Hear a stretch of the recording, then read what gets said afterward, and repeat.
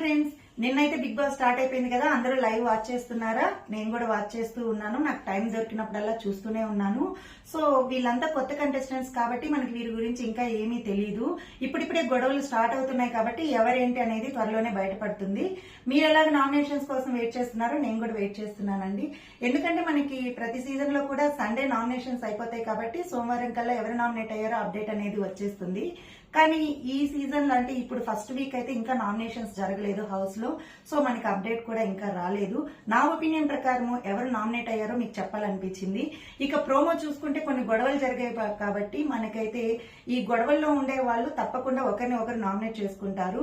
ఇంకా మనకి నామినేషన్ విషయానికి వస్తే ఎవరైతే వీక్ కంటెస్టెంట్ గా కనిపిస్తారో వాళ్ళని ఎక్కువ మంది నామినేట్ చేస్తారు. నిన్న మనము స్టార్టింగ్ లాంచింగ్ ఎపిసోడ్ లో చూసాం కదా, అక్కడ అనిల్ రావుపూడి గారు ప్రాంక్ చేస్తే అక్కడ అందరూ నాగమణి కంటాని నామినేట్ చేసేశారు. సో తను వీక్ గా కనిపించాడు కాబట్టి సో ఈసారి కూడా తప్పకుండా ఫస్ట్ వీక్ నామినేషన్స్ లోకి నాగమణి కంట అయితే వస్తాడు.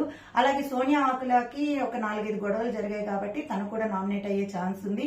శేఖర్ భాషని కూడా నామినేట్ చేసే ఛాన్స్ అయితే ఉంది. తను కూడా ఊరికే అందరితో గొడవ పడుతున్నాడు కాబట్టి ఒక 6-7 కంటెస్టెంట్స్ వరకు నామినేట్ అవుతారు. కానీ నామినేషన్స్ లో బిగ్ బాస్ ఏదైనా ట్విస్ట్ ఇస్తాడేమో చూడాలి.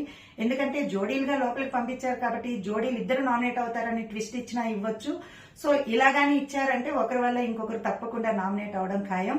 సో మీ ఒపీనియన్ ప్రకారం ఎవరు నామినేట్ అవుతారో నాకు కమెంట్ సెక్షన్ లో షేర్ చేయండి.